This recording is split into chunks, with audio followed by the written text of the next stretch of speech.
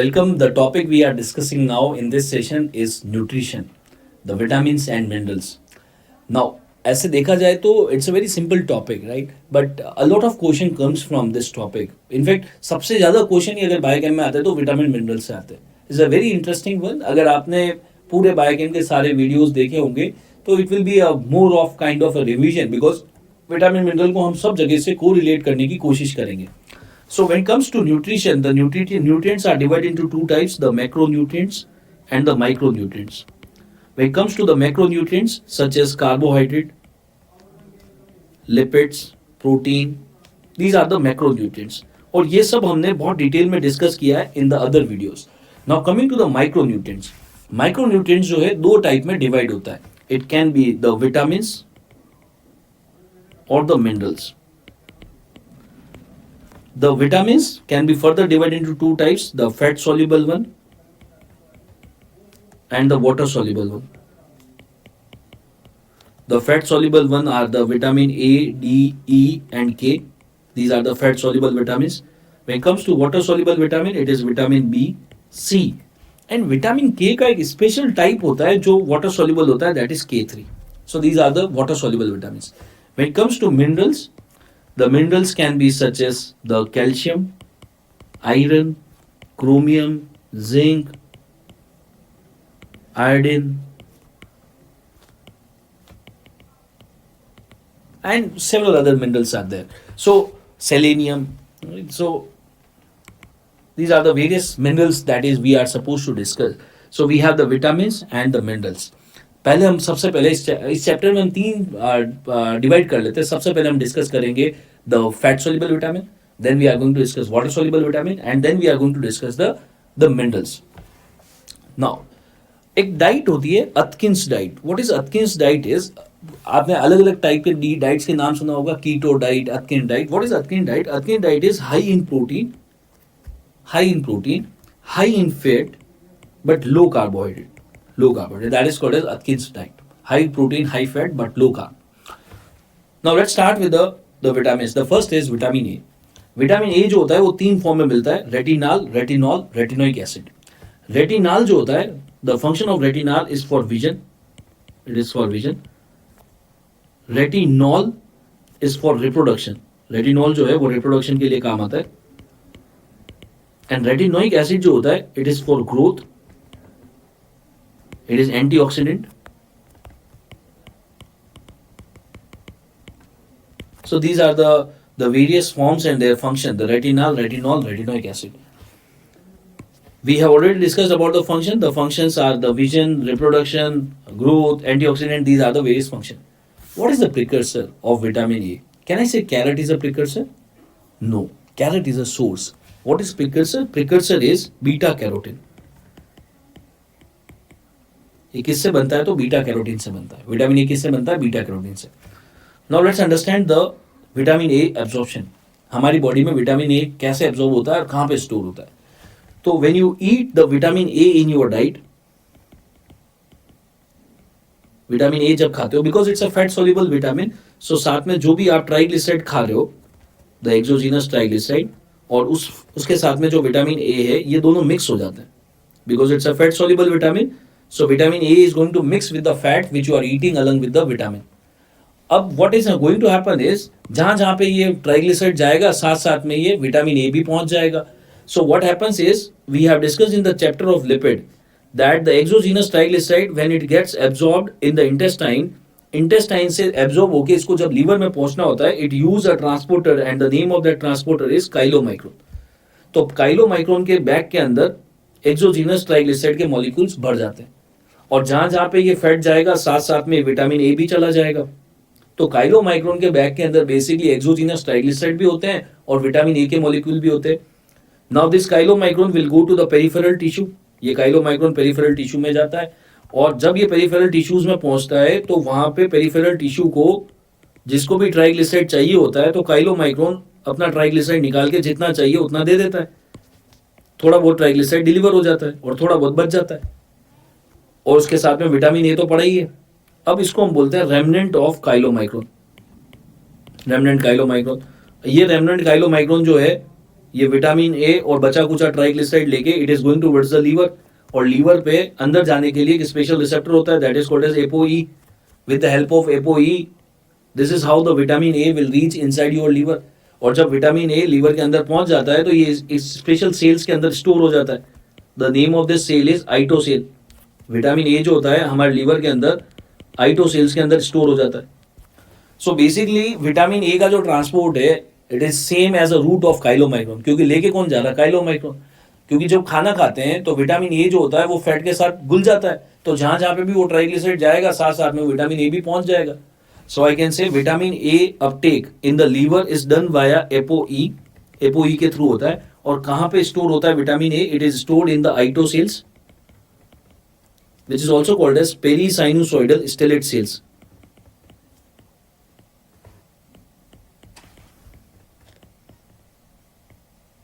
Perisinusoidal stellate cells. When it comes to the source of vitamin A, it can be fish, it can be carrot for the vegetarian. If they ask that what is the richest source? Richest source is halibut liver oil. हेलीबट भी वैसे तो एक fish ही है, but उसका because जब ये question आया था विच what is the richest source of vitamin A, उन्होंने फिश भी ऑप्शन में दिया, हेलीबट लीवर भी दिया, तो आंसर है हेलीबट लीवर ऑयल. रोज हमें कितना विटामिन ए खाना चाहिए? That is called as recommended daily allowance. That depends on the age group. बच्चा है तो 400 माइक्रोग्राम, प्रेगनेंसी है तो थोड़ा ज्यादा, लैक्टेशन है तो 900 microgram. Now when it comes to vitamin A deficiency, vitamin A की डेफिशिएंसी से जो चीजें होती है पेशेंट में, एक तो पेशेंट को नाइट ब्लाइंडनेस हो सकता है बच्चे को. If there is vitamin A deficiency, the patient can have night blindness. Second, you can see that there is ऐसा white ऐसा form जैसा बन जाता है कंजक्टिवा पे, that is called as the Bitot spot. Basically जब विटामिन ए नहीं होता है तो आंख के अंदर बहुत सारी प्रॉब्लम्स हो जाती है. और इनफैक्ट उसके लिए तो WHO ने पूरा क्लासिफिकेशन दे रखा है कि विटामिन ए की डेफिशिएंसी में आई में क्या क्या हो सकता है. Here you can see this is the classification of xerophthalmia. और ये हमें याद भी रखना पड़ता है. जैसे किसी को बाइटोट स्पॉट हो गया तो उसका डायग्नोज जब हम लिखते हैं तो हम लिखते हैं X1B. X1B is for Bitot spot. अगर किसी को कॉर्नियल जीरोसिस हो गया है, कॉर्नियल जीरोसिस हो गया, ड्राई कॉर्निया हो गया, that is called as X2. So we should know that X1B किसको बताता है, X2 किसको बताता है. इसमें से the important one is the X1B, that is for Bitot spot. Now what is happening is, what are the other things that can be there is, vitamin A की deficiency से जो हमारे हेयर फॉलिकल्स होते हैं उनका hyperplasia हो जाता है और केराटोसिस हो जाता है. So vitamin A deficiency can lead to follicular hyperplasia plus keratosis.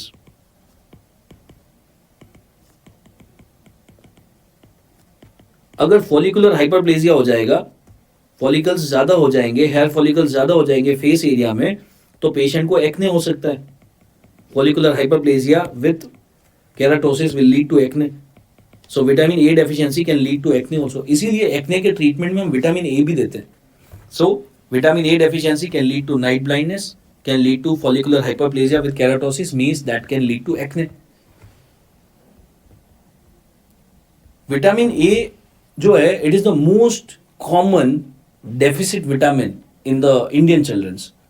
सबसे ज्यादा अगर किसी विटामिन की डेफिशिएंसी है बच्चों में तो है विटामिन ए. इसीलिए इंडियन नेशनल इम्यूनाइजेशन जो प्रोग्राम है, हमारा इम्यूनाइजेशन प्रोग्राम है, उसके अंदर हम विटामिन ए भी देते हैं.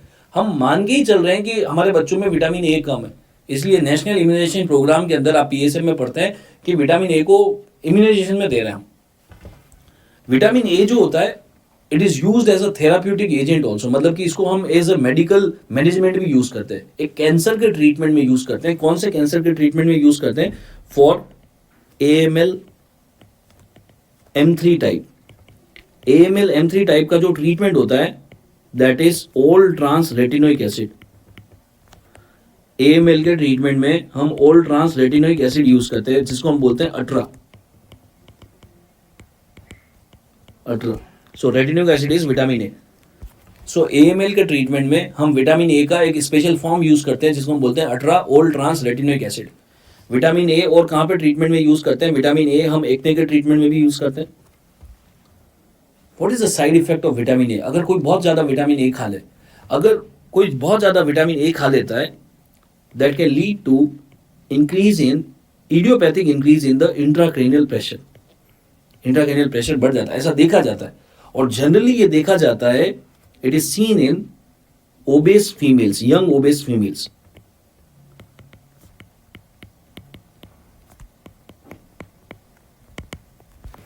यंग ओबेस फीमेल जो होते हैं, अगर वो ओबेस हैं, अगर वो बहुत विटामिन ए खा लेते हैं, तो ऐसा देखा जाता है कि उनका इंट्राक्रैनियल प्रेशर बढ़ जाता है, और अगर इंट्राक्रैनियल प्रेशर बढ़ जाएगा, this will lead to headache. The clinical feature that will lead to is headache,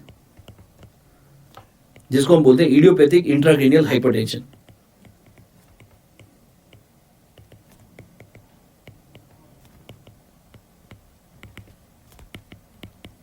idiopathic intracranial hypertension. So अगर कोई ज़्यादा विटामिन ए खा लेता है, particularly young females, obese females, तो उनका इंट्राक्रैनियल प्रेशर बढ़ जाता है for unknown reasons, so that is called as idiopathic intracranial hypertension, and the patient will have persistent headache.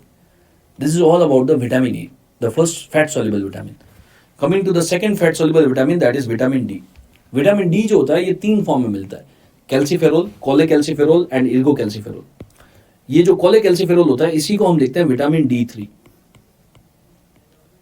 So we have the vitamin D2 and vitamin D3. Calciferol is vitamin D2 and cholecalciferol is the vitamin D3. Every day, how much vitamin D we should eat, it is written here. Is the RDA, recommended daily allowance. What is the richest source of vitamin D? Can I say sunlight is the richest source? No. Sunlight is a very poor source. Very poor source. अगर आप दिन भर sunlight में भी बैठे रहे, सारे कपड़े खोल के सुबह 7 बजे से लेके शाम को 4 बजे तक सनलाइट में बैठे रहेंगे, तब जाके आपको जितना विटामिन डी चाहिए सनलाइट से उतना बनेगा। इतनी देर तक आप, वैसे तो हम बैठ नहीं सकते, अगर आप बैठ जाएंगे तो विटामिन डी तो मिल जाएगा आपको, लेकिन आप पकोड़े जैसे हो जाएंगे। Every day we can't sit like this, right? So the richest source is not the sunlight, the richest source is halibut liver oil.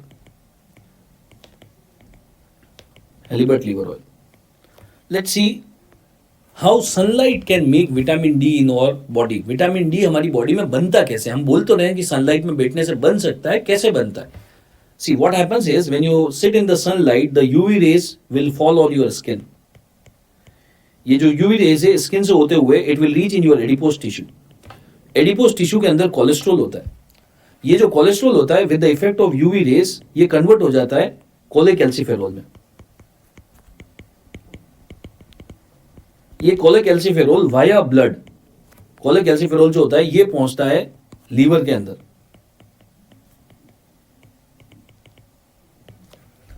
Liver में एक एंजाइम मिलता है जिसको हम बोलते हैं 25 हाइड्रोक्सिलेज।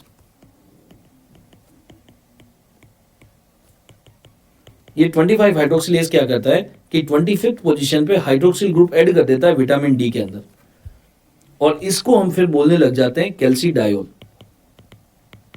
और ये जो कैल्सीडायोल होता है ये हमारे लीवर के अंदर स्टोर रहता है। सो I can say calcidiol is the storage form. So अभी आपके लीवर के अंदर बहुत सारा विटामिन डी पड़ा हुआ है, और वो कौन से फॉर्म में पड़ा हुआ है? कैल्सीडायोल, 25 हाइड्रोक्सी विटामिन डी। ये एक्टिव नहीं होता। अगर मेरे को इसको एक्टिव करना है तो via blood this 25 hydroxy vitamin D यानी कि कैल्सीडायोल ये पहुंचता है किडनी में। किडनी में एक एंजाइम मिलता है जिसका नाम होता है 1 alpha hydroxylase.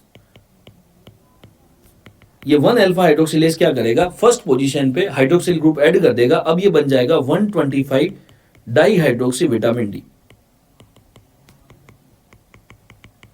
125 di hydroxy vitamin D.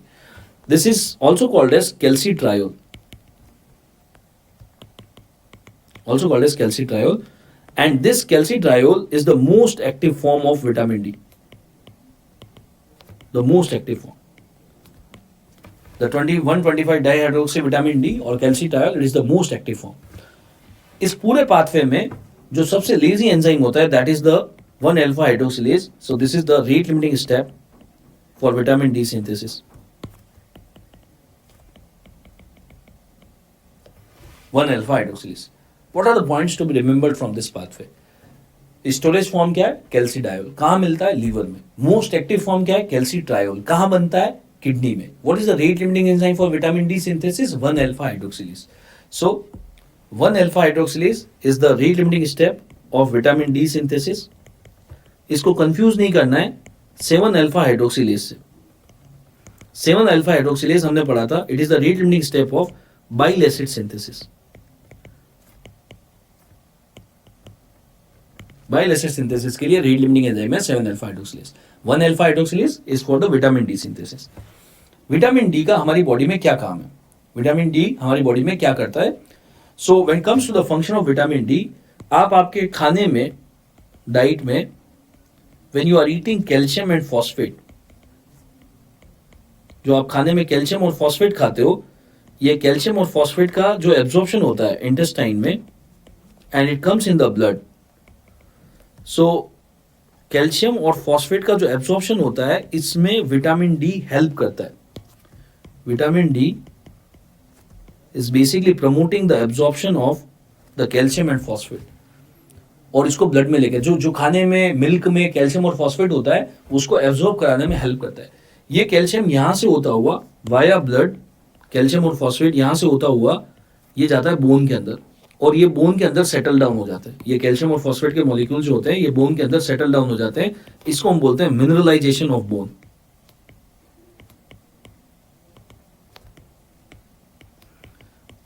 सो ये जो विटामिन डी होता है, ये इस प्रोसेस में भी हेल्प करता है.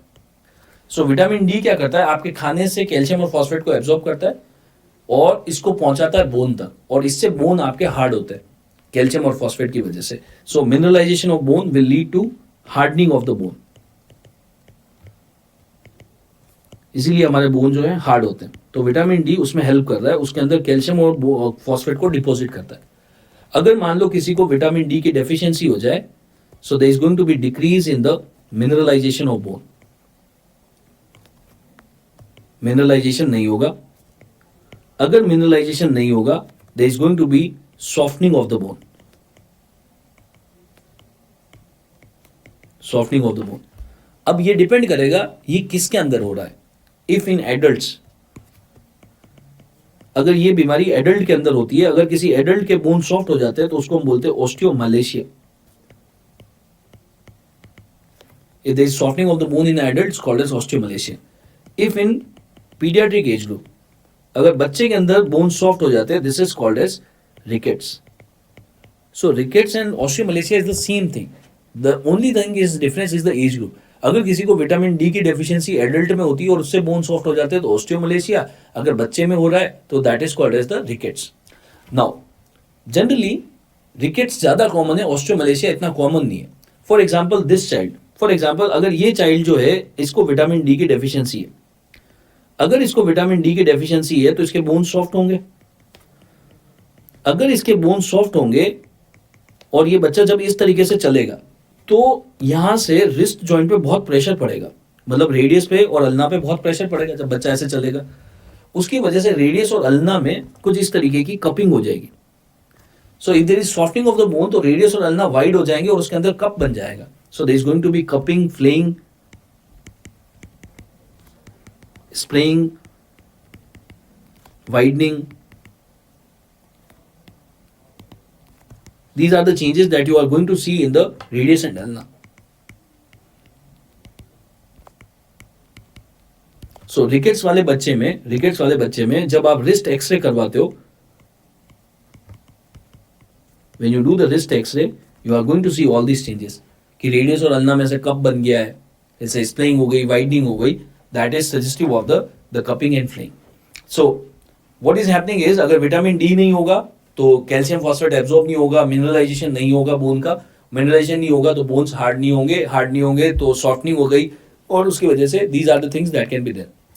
विटामिन डी की डेफिशिएंसी से there is increase in the risk of certain cancers.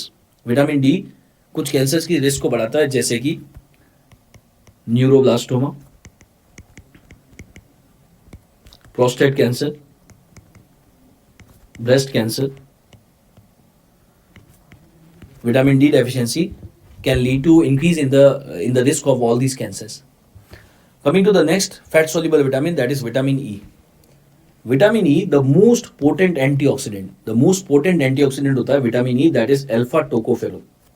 Vitamin E का दूसरा नाम होता है tocopherol. And the most potent form of antioxidant is alpha tocopherol. हमारे खाने में बहुत सारे एंटीऑक्सीडेंट है. अगर विटामिन में पूछेंगे कौन कौन से विटामिन एंटीऑक्सीडेंट है, the vitamin which are having the antioxidant property, it is vitamin A, C and E. इनमें से सबसे पोटेंट कौन सा है, तो विटामिन ई है। और विटामिन ई की भी कौन सी फॉर्म सबसे ज्यादा पोटेंट एंटीऑक्सीडेंट है, that is tocopherol, alpha tocopherol. Now ये एंटीऑक्सीडेंट क्या होता है? एंटीऑक्सीडेंट वो मॉलिक्यूल होते हैं जो हमारी बॉडी में एजिंग प्रोसेस को स्लो डाउन करते हैं। तो विटामिन ई जो होता है हमारे एजिंग के जो चेंजेस होते हैं उनको स्लो डाउन कर देता है। So vitamin E is the most potent antioxidant. लेकिन अगर किसी को विटामिन ई की डेफिशिएंसी हो तो एजिंग जल्दी हो जाएगी, there is going to be premature ageing, मतलब कम उम्र में आदमी बूढ़ा हो जाएगा। एज के साथ क्या होता है, हमारा मेन चेंज आता है ब्रेन के अंदर, कॉर्टिकल एट्रोफी हो जाती है। तो अगर विटामिन ई की डेफिशिएंसी है तो पेशेंट के ब्रेन के चेंजेस बहुत फास्ट आएंगे, उसकी एट्रोफी जल्दी हो जाएगी, पेशेंट को डिमेंशिया हो जाएगा, एथेरोस्क्लेरोसिस हो जाएगा। सो प्री मेच्योर एजिंग के सिम्टम आएंगे जैसे कि dementia, atherosclerosis, all these things will be there. What is the effect of selenium on vitamin E? Selenium क्या करता है, सेलेनियम विटामिन ई के एब्जॉर्प्शन को बहुत बढ़ा देता है।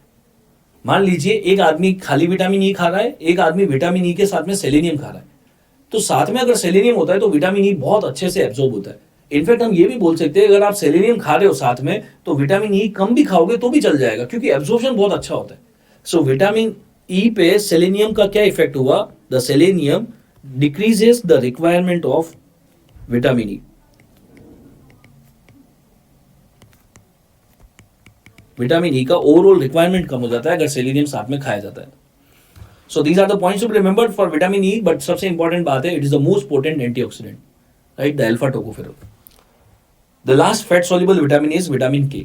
विटामिन के क्या करता है, विटामिन के जो होता है ये 3 फॉर्म में मिलता है, K1, K2, K3। The name is phylloquinone, menaquinone and menadione. इसमें से शुरू के 2 हैं ये फैट सॉल्युबल होते हैं एंड मेनाडायोन जो होता है ये वाटर सॉल्युबल है। So vitamin K is found in 3 forms, K1, K2, K3। K3 जो होता है that is water soluble, otherwise तो vitamin K is mainly fat soluble. Vitamin K काम क्या करता है हमारी बॉडी में, it activates the clotting factor, activates clotting factor, clotting factor को एक्टिवेट करता है and that will lead to coagulation. So basically vitamin K coagulation में हेल्प करता है। विटामिन के सारे फैक्टर्स को एक्टिवेट नहीं करता, there are certain factors which is activated by vitamin K. वो कौन से फैक्टर्स है जो विटामिन के से एक्टिवेट होते हैं, that is particularly factor 2, 7, 9, 10 and protein C and S. ये फैक्टर क्या होता है, ये इन सारे फैक्टर्स के अंदर एक चीज कॉमन है, these factor contains glutamic acid. इन सब में एक अमीनो एसिड कॉमनली मिलता है, ग्लूटामिक एसिड। और अगर आपको इन फैक्टर्स को एक्टिवेट करना है तो बेसिकली आपको क्या करना पड़ेगा, you need to do gamma carboxylation. आपको गामा कार्बोक्सिलेशन करना पड़ेगा ग्लूटामिक एसिड का, gamma carboxylation of glutamic acid. अगर आप गामा कार्बोक्सिलेशन कर देते हो ग्लूटामिक एसिड का इन फैक्टर्स के अंदर तो ये फैक्टर्स एक्टिवेट हो जाते हैं and they will lead to clotting. तो विटामिन के कहां पे हेल्प कर रहा है, विटामिन के क्या करता है, ये विटामिन के जो होता है ये गामा कार्बोक्सिलेशन को स्टिमुलेट करता है, गामा कार्बोक्सिलेशन को स्टिमुलेट करता है। अगर गामा कार्बोक्सिलेशन स्टिमुलेट हो जाता है तो 2, 7, 9, 10 एक्टिवेट हो जाता है और कोगुलेशन होने लग जाता है। So vitamin K vitamin K क्या करता है, how it is leading to coagulation, it is activating certain factors that is 2, 7, 9, 10 by doing the gamma carboxylation of the glutamic acid which is there in these amino acids, in these factors. अगर किसी के अंदर vitamin K की toxicity हो जाए, बहुत ज्यादा vitamin के हो जाए, so there is going to be increase in the coagulation. Coagulation ज्यादा होने लग जाएगा, थ्रोम्बोसिस होने लग जाएगा, थ्रोम्बस फॉर्मेशन होने लग जाएगा अगर किसी में ज्यादा vitamin K. Then you have to give the antidote. अगर किसी को विटामिन के की टॉक्सिसिटी हो जाए then you have to give the antidote. The antidote for vitamin K toxicity is warfarin. Warfarin क्या करता है, तो क्लॉटिंग फैक्टर्स को एक्टिवेट नहीं होने देगा और क्लॉट नहीं बनेगा। What is the mechanism of warfarin, आपने बहुत सी बार फार्मा में भी सुना होगा। Can you tell me the mechanism of action for warfarin? What is the mechanism of action of warfarin? Warfarin is epoxide reductase inhibitor.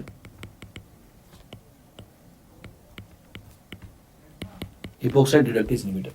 So vitamin K toxicity का antidote होता है वार्फरिन. अगर वार्फरिन नहीं देना है, you can give a natural antidote that is dicoumarol. Dicoumarol और warfarin. Let's understand the clinical correlation. See, आपको और मेरे को विटामिन के की कभी डेफिशिएंसी नहीं होगी. क्यों नहीं होगी? अगर इवन हम खाने में नहीं भी खाते हैं विटामिन के को, तो हमारे जो कमेंसल बैक्टीरियाज है, द इंटेस्टिनल फ्लोरा, हमारे इंटेस्टाइन में बहुत सारे गुड बैक्टीरियाज होते हैं. ये intestinal bacterias they are continuously making vitamin K. So that is why आपको और मेरे को तो कभी विटामिन के की डेफिशिएंसी नहीं होगी, because they are made by the commensal bacterias. But if there is a newborn, अगर कोई न्यू बॉर्न है, आज ही उसका बर्थ हुआ है, न्यू बॉर्न में तो जीआईटी बिल्कुल स्टेराइल होता है. न्यू बॉर्न में there is no commensal bacterias. कोई कमेंसल बैक्टीरिया नहीं है. अगर कमेंसल बैक्टीरिया नहीं है तो विटामिन के कोई बनाएगा नहीं. और ब्रेस्ट मिल्क में विटामिन के बहुत ज्यादा होता नहीं है. तो बहुत सी बार जो न्यू बॉर्न होते हैं उनके अंदर विटामिन के की डेफिशिएंसी हो जाती है, क्योंकि ना तो इंटेस्टिनल बैक्टीरिया उनके अंदर है और ब्रेस्ट मिल्क में विटामिन के ज्यादा नहीं होता. तो अगर विटामिन के की डेफिशिएंसी हो जाएगी तो बच्चे को हेमरेज हो जाएगा. And this haemorrhage will look like this. You can see on the back of the child, you can see these bruise marks of haemorrhage. So vitamin K की deficiency, this is called as haemorrhagic disease of new born.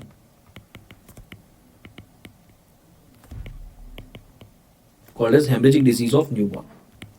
Child can have hemorrhagic disease of newborn. So this is all about the vitamin K. The fat soluble vitamins we have completed A, D, E, K.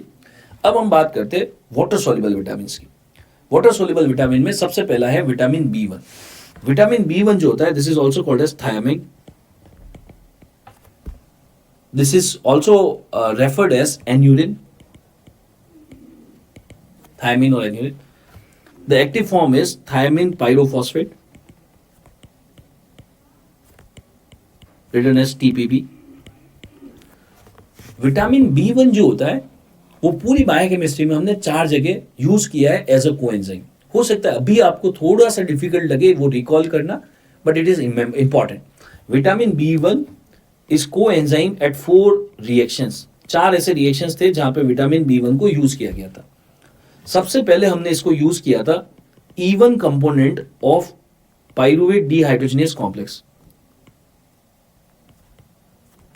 E1 component of pyruvate dehydrogenase complex, ये वो enzyme था जो हमने link reaction में use किया था carbohydrate chapter में.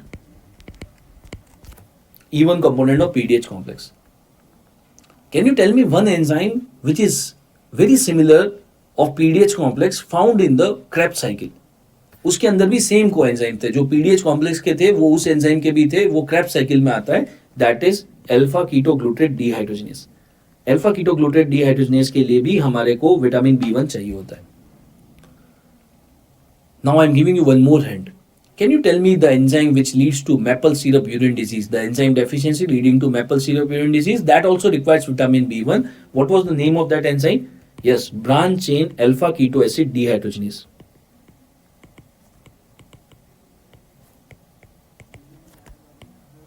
अगर आपको अभी याद नहीं आ रहा है तो कोई घबराने की बात नहीं है, यहाँ पे ब्रैकेट में लिख लेना है ये हमने कहाँ पे डिस्कस किए. So you can go to these notes and you can refer there. Maple syrup urine disease. The fourth place where we have used vitamin B1, that was the name enzyme transketolase. Transketolase that is there in the HMP shunt. HMP shunt. अगर आपसे ये पूछ लिया जाए इन चारों में से which is most sensitive for vitamin B1, the most sensitive for vitamin B1 is transketolase. मतलब कि अगर थोड़ा सा भी विटामिन B1 कम होता है तो ट्रांसकीटोलेज काम करना बंद कर देता है. So vitamin B1 it is most sensitive for vitamin B1. Most sensitive for vitamin B1, transketolase, out of these 4. Now let's understand what is the clinical correlation. अगर विटामिन B1 नहीं होगा तो पेशेंट में क्या क्या होगा. So the first is we know that we have discussed about the glycolysis. Glucose pyruvate में convert होता है. पाइरुवेट के पास 2 ऑप्शन होते हैं, या तो ये लैक्टिक एसिड में कन्वर्ट हो जाए अगर ऑक्सीजन नहीं है तो, और ऑक्सीजन है तो ये कन्वर्ट हो सकता है एसिटाइल कोए में. ये पाइरुवेट जब एसिटाइल कोए में कन्वर्ट होता है तो उस एंजाइम का नाम होता है PDH complex, pyruvate dehydrogenase complex. PDH complex की देयर आर 3 सब units, E1, E2 and E3। E1, E2, E3। E1 के लिए कोएंजाइम चाहिए होता है विटामिन B1। E1 के लिए कोएंजाइम चाहिए होता है विटामिन B1। हम अभी ये डिस्कस कर रहे हैं अगर किसी को विटामिन B1 की डेफिशिएंसी हो जाए तो क्या होगा। अगर विटामिन B1 की डेफिशिएंसी है तो E1 अच्छे से काम नहीं करेगा, E1 की एक्टिविटी कम हो जाएगी। अगर E1 काम नहीं करेगा तो ओवरऑल पीडीएच कॉम्प्लेक्स अच्छे से काम नहीं करेगा, मतलब ये रिएक्शन इतने अच्छे से नहीं होगा। तो पाइरुवेट जो होगा, the pyruvate will not be able to convert into acetyl CoA nicely. So pyruvate जो होगा इधर डाइवर्ट हो जाएगा और लैक्टिक एसिड ज्यादा बनने लग जाएगा, and that is called as lactic acidosis. So vitamin B1 की डेफिशिएंसी से लैक्टिक एसिडोसिस हो सकता है। विटामिन B1 की डेफिशिएंसी से बेरी-बेरी भी होता है। बेरी-बेरी 2 टाइप का होता है, ड्राई एंड वेट। ड्राई और वेट का मतलब ये है अगर सेंट्रल नर्वस सिस्टम इफेक्ट होता है विटामिन B1 की डेफिशिएंसी से, अगर ब्रेन खराब हो रहा है उसको बोलते हैं ड्राई बेरी-बेरी। अगर हार्ट में प्रॉब्लम हो रही है, सीवीएस में प्रॉब्लम हो रही है, हार्ट में प्रॉब्लम आ रही है विटामिन B1 की डेफिशिएंसी से, that is called as the wet beriberi. So we have 2 types of beriberi that is related with the vitamin B1 deficiency. अगर ब्रेन खराब हो गया तो ड्राई beriberi, हार्ट खराब हो रहा है तो वेट beriberi. विटामिन B1 की डेफिशिएंसी से एक और प्रॉब्लम हो सकती है। सी, विटामिन B1 की अगर डेफिशिएंसी होती है तो विटामिन B1 की डेफिशिएंसी से ब्रेन में there is damage to the memory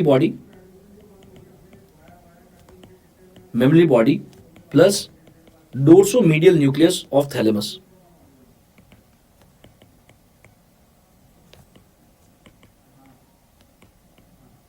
Dorsomedial nucleus of thalamus. So what happens is कि विटामिन B1 की डेफिशिएंसी से मेमोरी बॉडी खराब हो सकता है और डोर्सोमीडियल न्यूक्लियस ऑफ थैलेमस खराब हो सकता है। ये अल्कोहल से भी खराब होता है। जो लोग अल्कोहलिक होते हैं उनके अंदर भी ये चीज होती है, अल्कोहलिक में भी ये चीज होती है। अल्कोहल जो लेता है उनको भी ये एरिया डैमेज हो सकता है और विटामिन B1 की डेफिशिएंसी से भी डैमेज होता है।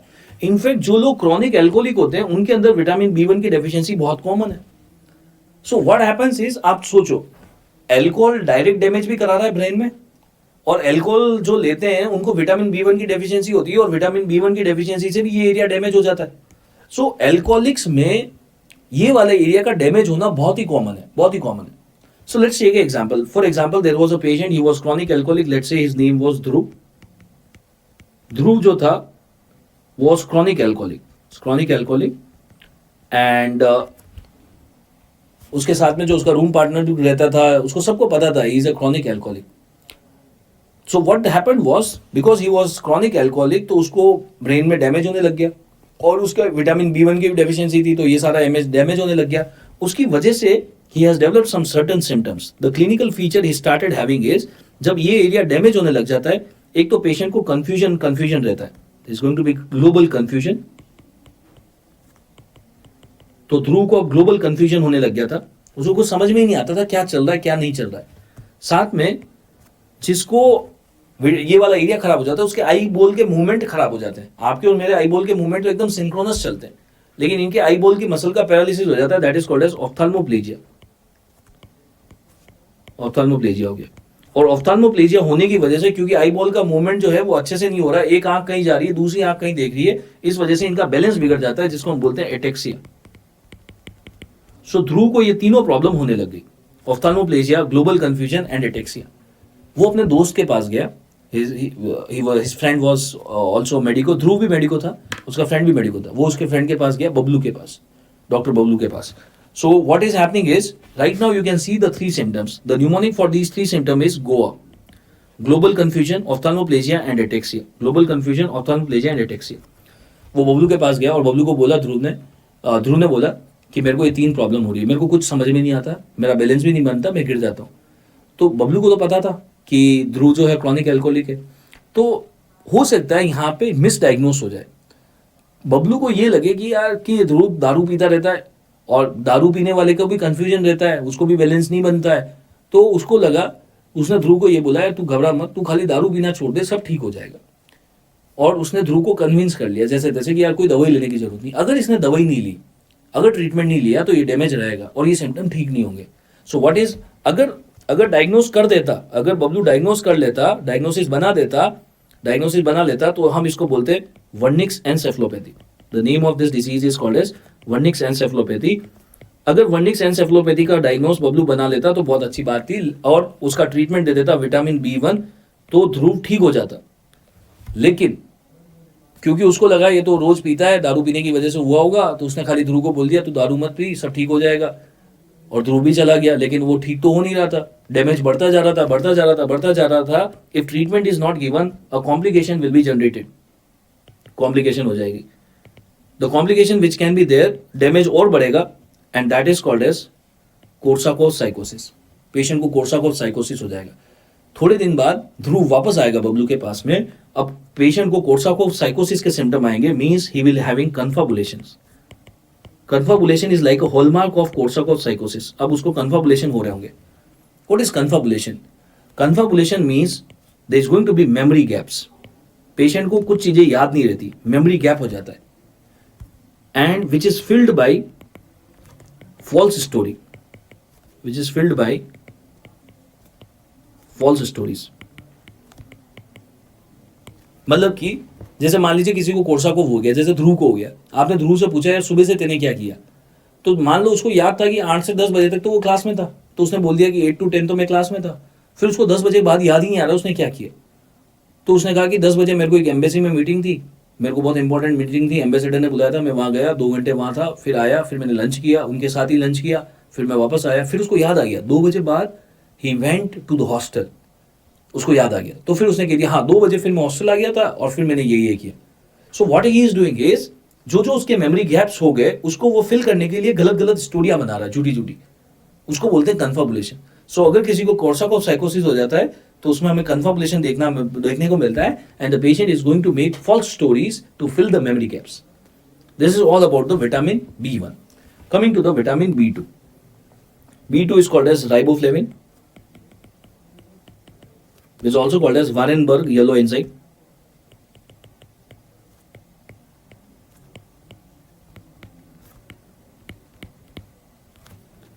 The active form of vitamin B2, it is called as FAD. FAD stands for flavin adenine dinucleotide.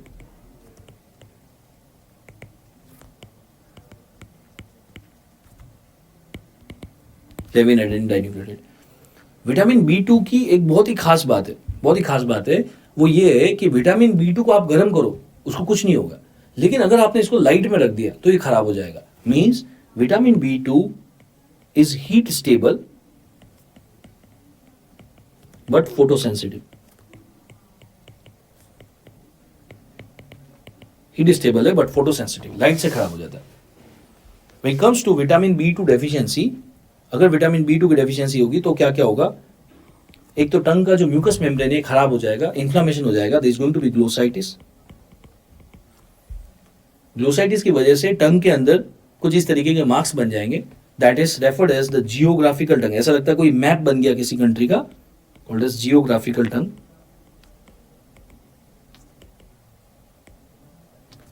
Along with that tongue का कलर भी थोड़ा सा चेंज हो जाता है, it will have magenta discolouration, magenta tongue.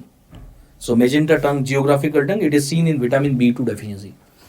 Vitamin B2 की deficiency से ये लिप्स के जो कॉर्नर होते हैं ये भी कट जाते हैं, that is called as cheilosis. Cheilosis हो जाता है। विटामिन B2 की अगर डेफिशिएंसी होती है तो कॉर्निया में नए नए ब्लड वेसल्स बन जाते हैं। आपके और मेरे कॉर्निया में तो कोई ब्लड वेसल नहीं है, आप यहाँ पे देखो कितने सारे ब्लड वेसल्स बन गए कॉर्निया के अंदर। This is called as corneal नियोवास्कुलराइजेशन।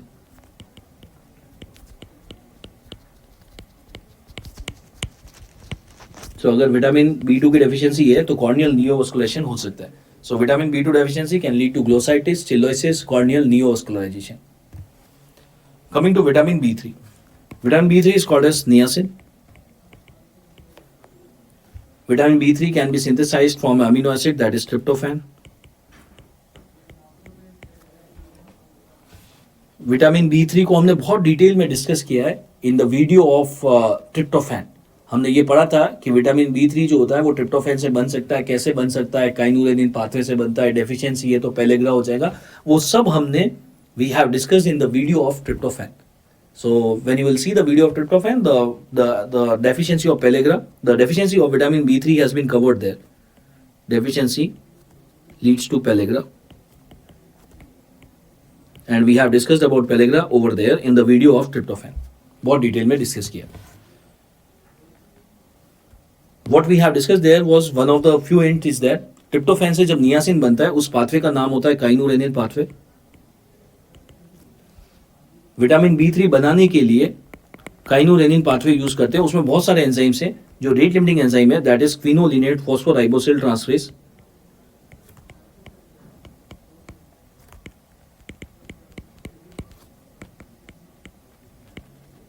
क्विनोलिनेट phosphoribosyl transferase and the coenzyme which is required is vitamin B6. So vitamin B3 बनाने के लिए हमें विटामिन B6 चाहिए होता है. और अगर विटामिन B3 नहीं बन रहा है, डेफिशिएंसी हो गई है, the patient will develop pellagra called as the 3D disease or the 4D disease. We have already discussed in the video of tryptophan that. Coming to vitamin B5. Vitamin B5 is also called as pantothenic acid. Pantothenic acid. अगर किसी को vitamin B5 की deficiency हो जाए, वैसे वो बहुत unlikely होना, लेकिन अगर हो जाती है, उसकी वजह से it can lead to damage to globus pallidus. Brain में ग्लोबस पैलिडस में डैमेज हो सकता है. And it will look like this. यहां पे ग्लोबस पैलिडस होता है और यहां पे डैमेज हो जाता है. It is looking like a tiger eye. So on MRI it is going to have the tiger eye appearance. And the diagnosis for this particular condition, this is called as Hallervorden Spatz disease.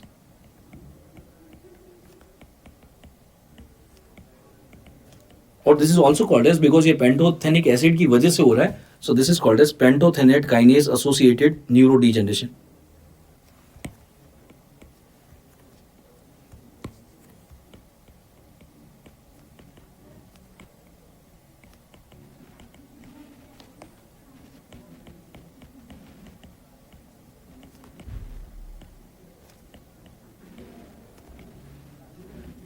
पेंटोथेनेट kinase associated neurodegeneration और Hallervorden Spatz disease. Vitamin B5 की deficiency से the patient can have burning fit syndrome also.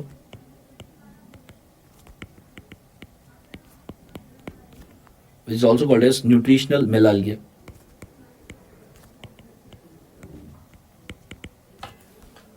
ये जो vitamin B5 होता है, इसके अंदर एक जो अमीनो एसिड मिलता है, विटामिन B5 के अंदर vitamin B5 have alanine amino acid. Vitamin B5 contains alanine amino acid. तो कभी कभी ये क्वेश्चन इस तरीके से बनाते हैं. देखिए, हमें पता है कि विटामिन B5 की डेफिशिएंसी से बर्निंग फिट सिंड्रोम होता है. तो कभी कभी वो ये बोल देते हैं, एक पेशेंट है उसको बर्निंग फिट सिंड्रोम हो रहा है, उसके अंदर एक विटामिन की डेफिशिएंसी होगी. That vitamin contains which amino acid? That is alanine. Alanine जो होता है that is found in the vitamin B5, और विटामिन B5 की डेफिशिएंसी से बर्निंग फिट सिंड्रोम होता है. और इन तीनों को मिला के MCQ बना देते हैं वो, alanine, vitamin B5 and burning fit syndrome. Coming to vitamin B6, that is called as pyridoxine. We have discussed about vitamin B6 several times, even in the first lecture of the biosynthesis of urea. The function of vitamin B6 is one, it helps in decarboxylation. It also helps in transamination. Decarboxylation और transamination के लिए coenzyme होता है vitamin B6. Next is vitamin B7, that is called as biotin. This is also called as anti egg white injury factor.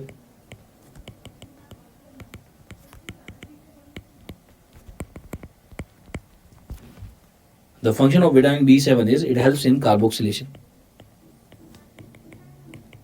Decarboxylation के लिए तो vitamin B6 और carboxylation के लिए विटामिन B7. विटामिन B7 की भी डेफिशिएंसी बहुत ही रेयर है, क्योंकि हमारे इंटेस्टाइन में जो बैक्टीरिया है वो विटामिन B7 भी बना देते हैं.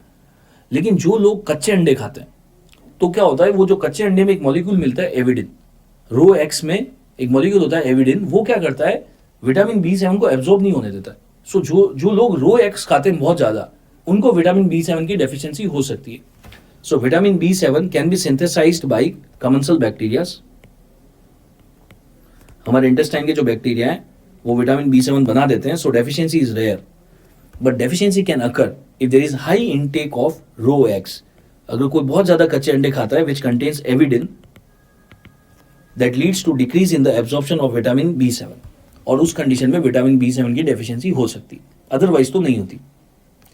Next is the vitamin B9, also called as folic acid. Vitamin B9 जो होता है फॉलिक एसिड, इसके दो एक्टिव फॉर्म होते हैं, dihydrofolate and tetrahydrofolate. The full form is written here DHF THF.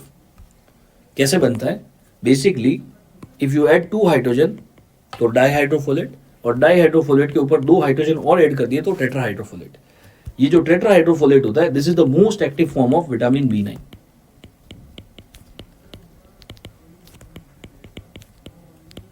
Most active vitamin B9 is tetrahydrofolate. ये DHF THF में कैसे कन्वर्ट होता है? You have to add 2 hydrogen. जब आप हाइड्रोजन ऐड करते हो मतलब कि आप रिडक्शन रिएक्शन कर रहे हो. So the name of enzyme is DHF reductase. मैंने आपको बताया था हाइड्रोजन ऐड करते हैं तो रिडक्शन, ऑक्सीजन ऐड करते हैं तो ऑक्सीडेशन. क्योंकि हाइड्रोजन ऐड किया तो the name of enzyme is DHF reductase. हमने एक ड्रग बना रखी है. There is a drug which can inhibit this enzyme and the name of that drug is methotrexate. So basically how methotrexate works is methotrexate inhibits DHF reductase enzyme. Now what happens is अगर किसी को deficiency हो जाए vitamin B9 की pregnancy में, vitamin B9 की deficiency हो जाए प्रेगनेंसी में, it leads to neural tube defect. Neural tube defect. Let's correlated with pharmacology. देखिए, एक प्रेग्नेंट लेडी है, say for example there is a lady, she is suffering from rheumatoid arthritis. rheumatoid arthritis से सफर कर रही है. rheumatoid arthritis के treatment में the DMRD of choice जो हम दवाई देते हैं that is methotrexate. So rheumatoid arthritis के ट्रीटमेंट में methotrexate देते हैं. अगर आप methotrexate देते हो तो ये एंजाइम इनहिबिट हो जाता है DHF रिडक्टेस, और अगर ये इनहिबिट हो जाता है तो विटामिन B9 का एक्टिव फॉर्म नहीं बनता है. तो अगर कोई लेडी methotrexate खा रही है तो हम मान के चल रहे हैं कि उसके अंदर फॉलिक एसिड का एक्टिव फॉर्म नहीं बन रहा होगा. और बाई चांस अगर वो प्रेग्नेंट हो जाती है, what is going to happen is if the pregnancy is going to occur और विटामिन B9 की डेफिशिएंसी होगी तो क्या हो जाएगा? Neural tube defect. इसीलिए जो लोग methotrexate खा रहे होते हैं और अगर वो प्रेगनेंसी प्लान कर रही है तो फिर हम उसको बोलते हैं कि आपको methotrexate बंद करना पड़ेगा. We have to give some alternate. So अगर एक तो क्वेश्चन फार्मा से ही आता है, what is the DMRD of choice in pregnancy? Overall DMRD of choice is methotrexate. But अगर प्रेगनेंसी में पूछ लेंगे, we can't give methotrexate. methotrexate तो कॉन्ट्रा इंडिकेटेड हो गया, तो क्या देना होगा? हाइड्रोक्सीक्लोरोक्विन देना.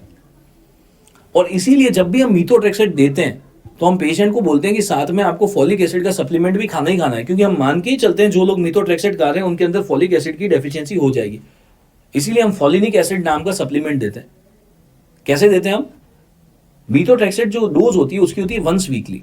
तो methotrexate हम पेशेंट को ऐसा बोलते हैं कि आप संडे को methotrexate की 1 टेबलेट खाना और मंडे से लेके सैटरडे तक आप फॉलिक एसिड का सप्लीमेंट खाते रहना, क्योंकि methotrexate जो होता है फॉलिक एसिड के डेफिशिएंसी करा देता है. So this is how the treatment is given. Monday to Saturday तो फॉलिक एसिड देता है, संडे को हम methotrexate देते रहते हैं. बट अगर प्रेग्नेंट लेडी है तो कभी भी methotrexate नहीं देना है, उसको स्विच कर देना है, उसको हाइड्रोक्सीक्लोरोक्विन दे देना है. अगर आपको कंफर्म करना है कि विटामिन B9 की डेफिशिएंसी है या नहीं, we can do a test that is called as histidine loading test. Histidine loading test मैंने इसके बारे में बहुत डिटेल में आपको समझाया है. हिस्टिडीन अमीनो एसिड का जो वीडियो है उसके अंदर you go there and you refer there about the histidine loading test. What is that? Let's answer one question. Which of the following vitamin contains cobalt? कौन सा विटामिन कोबाल्ट कंटेन करता है? B1, B6, B9 and B12. कभी कभी क्या होता है exam में हमें कोई आंसर दिमाग में ही नहीं आ रहा होता है. जब भी ऐसा हो, एक अल्टरनेट वे ये होता है, आप जो भी ऑप्शन दे रखे हैं उसके बाद उसका जो अल्टरनेट नाम है आप वो सोचो. विटामिन B1 का अल्टरनेट नाम होता है thiamine. Vitamin B6 is pyridoxine. Vitamin B9 is folic acid. Vitamin B12 is साइनोकोबालामाइन। कभी कभी आंसर जो होता है अल्टरनेट नेम में छिपा हुआ होता है। They are asking that which vitamin contains cobalt, कौन से विटामिन में कोबाल्ट होता है? The answer is vitamin B12, क्योंकि नाम में कोबाल्ट आ रहा है, नाम में कोबाल्ट आ रहा है। सो बहुत सी बार आंसर जो होता है अल्टरनेट नाम में होता है। Just try to think the alternate names. अगर वो भी काम नहीं करे तो आप ये करा करो, जो क्वेश्चन आया है उसके बारे में जो भी आपने पढ़ा एक बार उसको आंख बंद करके विजुअलाइज करने की कोशिश करो कि आपने नोट्स में क्या क्या लिखा हुआ है। बहुत सी बार आपको आंसर वहां पे क्लिक हो जाएगा। These are the two things that you can do if you don't unable to recall anything about that particular MCQ. Let's talk about vitamin B12. It's also called as cyanocobalamin.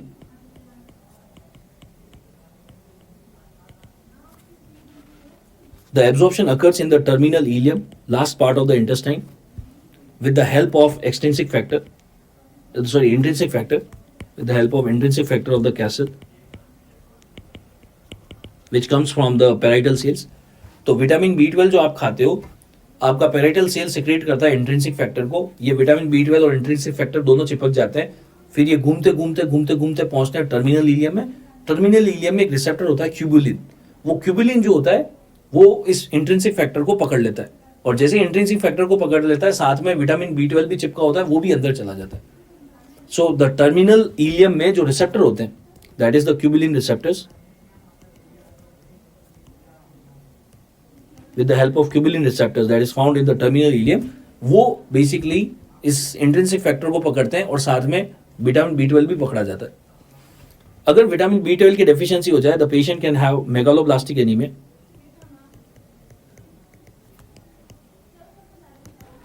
The patient can have peripheral neuropathy,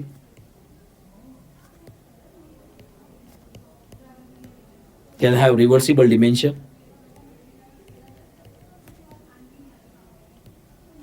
There are so many things which are related with vitamin B12.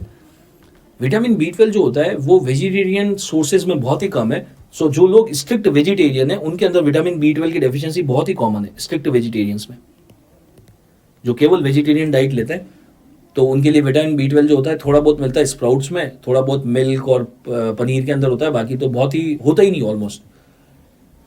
Deficiency is also common, एक तो strict vegetarians में common होता है। Deficiency is also common if there is an infection of D latum.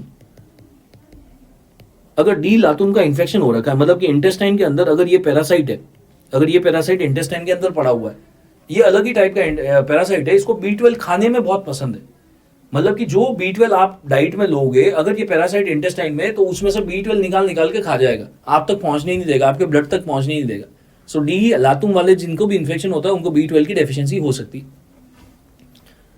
Coming to the next, vitamin C.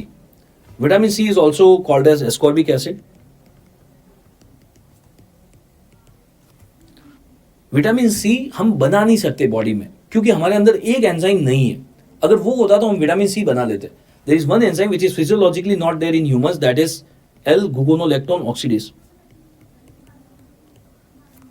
अगर ये enzyme हमारे पास होता तो हम विटामिन डी हमारी बॉडी में खुद ही बना लेते, विटामिन सी हम खुद ही बना लेते और हमें कभी विटामिन सी की डेफिशिएंसी नहीं होती। अगर विटामिन सी की डेफिशिएंसी, विटामिन सी का फंक्शन क्या है? Vitamin C helps in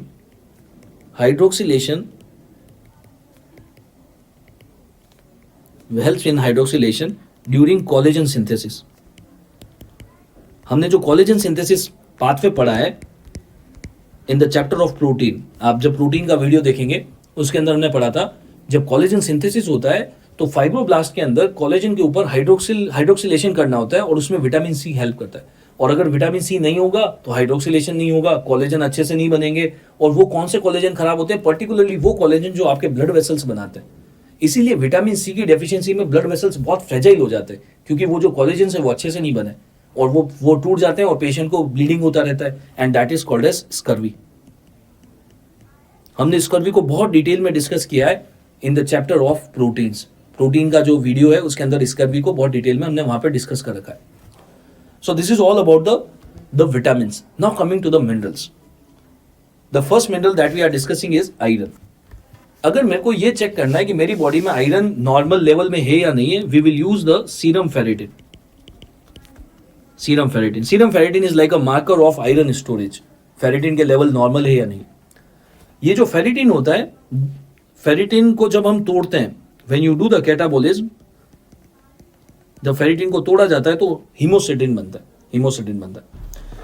now some time what happens is there can be iron toxicity हो सकती है. कैसे हो सकती है iron toxicity? See here, on the chromosome number 4 we have a gene that is HFE gene. अगर इस HFE gene का म्यूटेशन हो जाता है, that can lead to increase in the iron depositions. हमारी बॉडी में आयरन जो है बढ़ने लग जाता है, उसके डिपोजिशन होने लग जाते हैं, आयरन डिपोजिशन होने लग जाता है. और वो आयरन जो है अलग अलग जगह डिपॉजिट होता रहेगा, and this particular condition where we have the mutation in the chromosome number 4, this is called as hemochromatosis.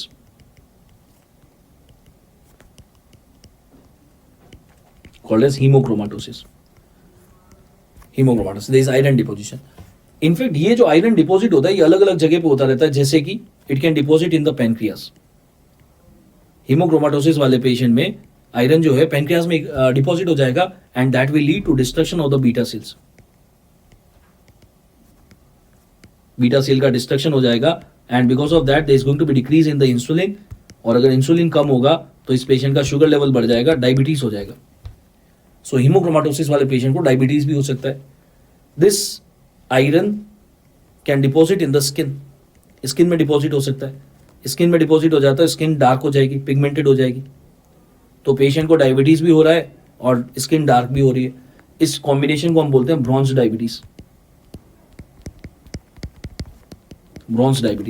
So bronze diabetes is related with the iron toxicity. Iron जो है पेनक्रियास में भी इकट्ठा हो गया, स्किन में भी हो गया, और उसकी वजह से that is called as bronze diabetes. In fact ये जो आयरन है ये लीवर के अंदर भी इकट्ठा हो सकता है. अगर लीवर के अंदर इकट्ठा हो जाएगा तो पेशेंट को सीरोसिस हो जाएगा. सो अगर किसी एमसीक्यू में ऐसा लिखा हुआ है, एक पेशेंट है उसको सीरोसिस हो गया, उसको डायबिटीज भी हो रहा है, cirrhosis, diabetes, skin pigmentation, that is going towards haemochromatosis. क्या इन्वेस्टिगेशन करेंगे? We will check the serum ferritin level, and that is going to be on the higher side. For the treatment we will give desferoxamine. Desferoxamine is an iron chelator. Iron को कम कर देता है, iron chelator है desferoxamine. So if there is haemochromatosis, excess iron है, तो pancreas, skin, liver ये खराब हो जाते हैं. The patient will develop diabetes, cirrhosis and darkening of skin. Iron is a cofactor for which enzyme? Iron एक enzyme का को फैक्टर है जो क्रेब्स साइकिल में आता है. मैंने एंजाइम वाले चैप्टर में भी बताया आपको, क्रेब्स साइकिल में भी पढ़ाया. Iron is a cofactor for which enzyme? Iron is a cofactor for succinate dehydrogenase.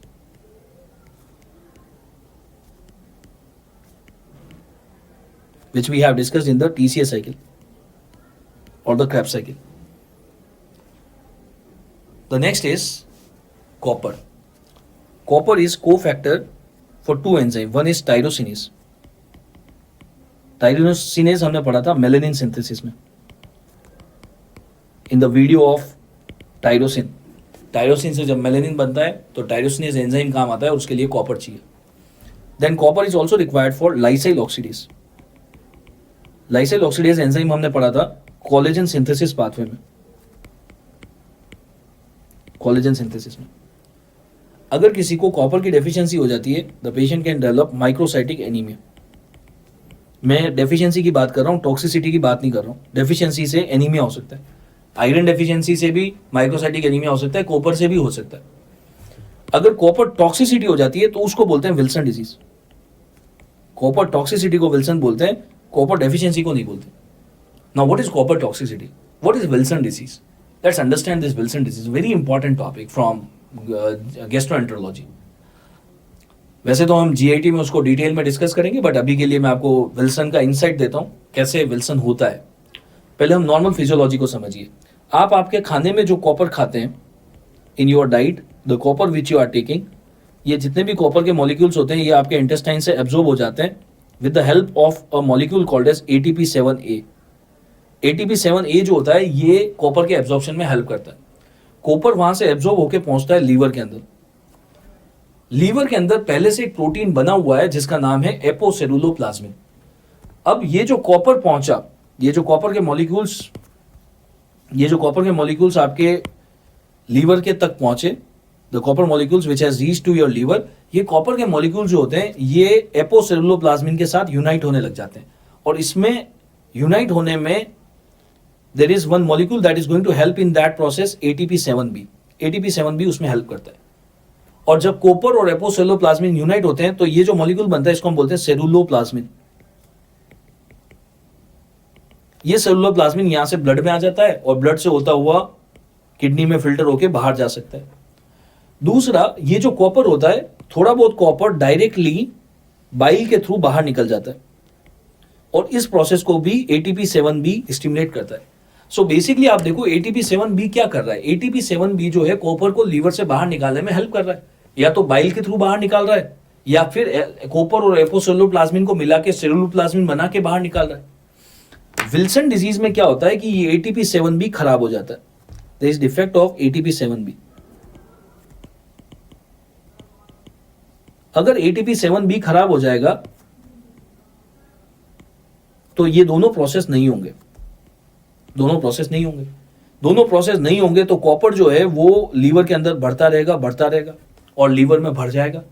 पहले लीवर में इकट्ठा होगा, हिपेटोसाइट्स को डैमेज करेगा, फिर बाहर आ जाएगा, फिर दूसरे टिश्यूज में जाके डिपॉजिट होगा, आंख के अंदर, ब्रेन के अंदर, उनको भी खराब कर देगा। So that is called as Wilson disease. That's called as Wilson disease. So Wilson disease is there is a defect of ATP7B. ATP7B का डिफेक्ट होता है.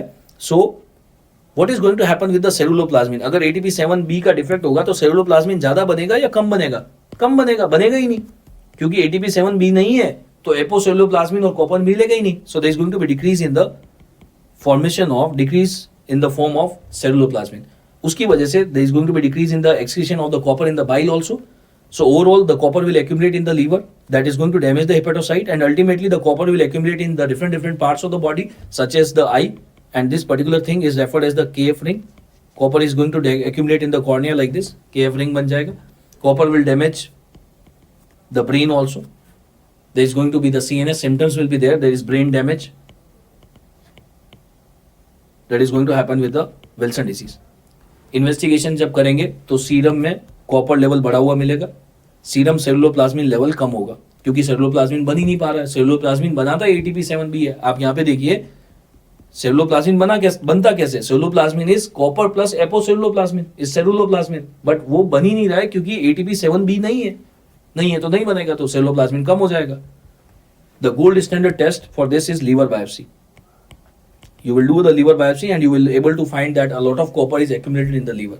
What is the treatment? We want to decrease the copper, so you will give zinc acetate, a copper chelator, or you can give penicillamine. It is not penicillin, it's different. Penicillamine, zinc acetate, penicillamine, trientherine. These are the various drugs that you can give. क्योंकि हमने Wilson को discuss किया है तो मेंके भी discuss कर लेते हैं. What is Menkes disease? Menkes disease में basically there is a defect of ATP7A. ATP7A के डिफेक्ट को मेंके बोलते हैं, ATP7B के डिफेक्ट को विल्सन बोलते हैं. अब ATP7A का डिफेक्ट होगा तो क्या होगा वो देखते हैं. सी, डाइट में जो आप कॉपर खाते हो, this copper comes in the intestine and it gets absorbed with the help of ATP7A, और फिर ये कॉपर के मॉलिक्यूल पहुंचते हैं लीवर के अंदर, क्लब होते हैं एपोसेलुलोप्लाज्मिन के साथ में, और फिर ये बनाते हैं सेलुलोप्लाज्मिन, और वो ब्लड में आ जाता है और फिर होता हुआ किडनी तक पहुंचता है. अब हम ये बोल रहे हैं कि हमारे पास में एक पेशेंट आ रहा है जिसका ATP7A खराब हो रखा है. अगर यही खराब हो गया तो कॉपर का तो एब्जॉर्प्शन ही नहीं होगा. कॉपर तो स्टूल में बाहर निकल जाएगा, कॉपर इन स्टूल. क्योंकि कॉपर का एब्जॉर्प्शन ही नहीं हुआ तो ओवरऑल ब्लड के अंदर कॉपर कम हो जाएगा, और अगर कॉपर ही कम पहुंचेगा, कॉपर पहुंचेगा ही नहीं तो एपोसेलुलोप्लाज्मिन के साथ यूनाइट ही नहीं कर सकता, तो सेलुलोप्लाज्मिन बनेगा ही नहीं. सो मेंके डिजीज एक ऐसा डिजीज है जिसमें ब्लड में ही कॉपर कम है तो अल्टीमेटली सेलुलोप्लाज्मिन बनेगा ही नहीं. So Menkes disease, the decrease in serum copper as well as decrease in serum ceruloplasmin. Serum ceruloplasmin भी कम है और कॉपर भी कम है. That is Menkes disease. Next is zinc. Zinc, the function is it helps in steroid hormone synthesis. Steroid hormone बनाने में help करता है, such as testosterone. It also helps in spermatogenesis, sperm बनाने में हेल्प करता है. It decreases the frequency of diarrhoea in paediatric age group. इसीलिए diarrhoea के ट्रीटमेंट में हम जिंक भी देते हैं. सो जिंक क्या करता है, स्टेरॉयड हार्मोन बनाने में हेल्प करता है, स्पर्म बनाने में हेल्प करता है. It's anti diarrhoeal agent also. अगर जिंक की डेफिशिएंसी हो जाए, जिंक की डेफिशिएंसी क्यों हो सकती है? अगर कभी कभी जिंक का एब्जॉर्प्शन नहीं होता है इंटेस्टाइन में प्रॉब्लम है और उसकी वजह से जिंक एब्जॉर्ब नहीं हो रहा, तो बच्चे के अंदर क्या होता है, you will able to see the dermatitis around the anal area and the oral cavity. बच्चे को प्रॉब्लम तो इंटेस्टाइन में, जिंक एब्जॉर्ब नहीं हो रहा, जिंक की डेफिशिएंसी हो रही है, उसकी वजह से इंटेस्टाइन के जो दो टर्मिनल पार्ट्स हैं, एक्रल पार्ट्स हैं, वहां पे डर्मेटाइटिस हो जाता है. इस डिजीज को हम बोलते हैं acrodermatitis enteropathica. Acrodermatitis enteropathica. Entero means intestine. Problem तो इंटेस्टाइन में, लेकिन अल्टीमेटली क्या हो रहा है, एक्रल पार्ट में डर्मेटाइटिस हो रहा है यहाँ पे, और एनल केनाल के आसपास डर्मेटाइटिस हो रहा है, एक्रल पार्ट में डर्मेटाइटिस हो रहा है. So acrodermatitis enteropathica. It's a very important MCQ. Zinc deficiency leads to acrodermatitis enteropathica. Selenium. अगर सेलेनियम की टॉक्सिसिटी हो जाती है, that is called as Keshan back disease. Keshan back disease, sorry, selenium toxicity is the Keschen-Back disease. Selenium toxicity is the Keschen-Back disease. Whereas अगर selenium की deficiency है, that is called as Keshan disease. केवल नाम याद रखना है, Keshan and Keschen-Back. Keshan is basically deficiency. Keshan disease अगर किसी को हो जाता है तो पेशेंट को डायलेटेड कार्डियोमायोपैथी डेवलप हो जाता है. Dilated cardiomyopathy. We will discuss that in the chapter of cardiomyopathy in cardiology. कि what is dilated cardiomyopathy. Selenium की डेफिशिएंसी होगी तो केशान डिजीज होगा, और कैसे प्रेजेंट करेगा, डीसीएमपी करके प्रेजेंट करेगा. Next is calcium. हमारी बॉडी में जो टोटल कैल्शियम होता है, it is almost around 1 to 1.5 kilogram. क्योंकि हमारी बोन्स के अंदर बहुत सारा कैल्शियम है. अगर मैं मेरी सारी पूरी बॉडी में जितना कैल्शियम है सब निकालूंगा तो ऑलमोस्ट 1 किलो कैल्शियम है. बोन्स के अंदर इतना सारा कैल्शियम होता है. नॉर्मल ब्लड के अंदर जो कैल्शियम लेवल होता है, दैट इज 9 to 11 मिलीग्राम पर डेसीलीटर. कैल्शियम के बहुत सारे काम है. कैल्शियम मसल कॉन्ट्रैक्शन में हेल्प करता है. Calcium is a clotting factor also. Calcium blood clotting करवाता है, ब्लड क्लॉटिंग फॉर्मेशन में हेल्प करता है. कैल्शियम का ईसीजी के साथ क्या रिलेशन है? ईसीजी में serum calcium is indirectly proportional to QT interval. मतलब कि अगर किसी का कैल्शियम कम हो जाएगा तो क्यूटी इंटरवल बढ़ जाएगा. क्यूटी इंटरवल क्या होता है? From the beginning of the Q wave to the completion of T wave, इसको हम बोलते हैं क्यूटी इंटरवल. और अगर किसी का क्यूटी इंटरवल बढ़ जाता है, there is a chance of ventricular arrhythmias. इसीलिए अगर किसी को हाइपोकैल्सीमिया हो रखा है, सीरम कैल्शियम कम है, तो क्यूटी इंटरवल बढ़ जाएगा और उस पेशेंट को एरिथमिया हो सकता है. It's a very important statement. We will discuss ECG in very much detail in the cardiology part, but अभी के लिए कैल्शियम और क्यूटी इंटरवल का इनवर्स रिलेशनशिप होता है. So here we can add one more, that is chromium. Chromium क्या करता है? Chromium increases the efficacy of insulin.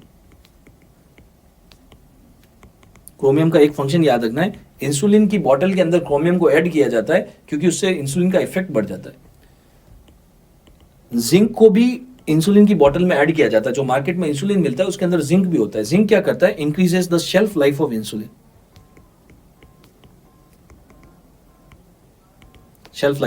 So chromium and zinc.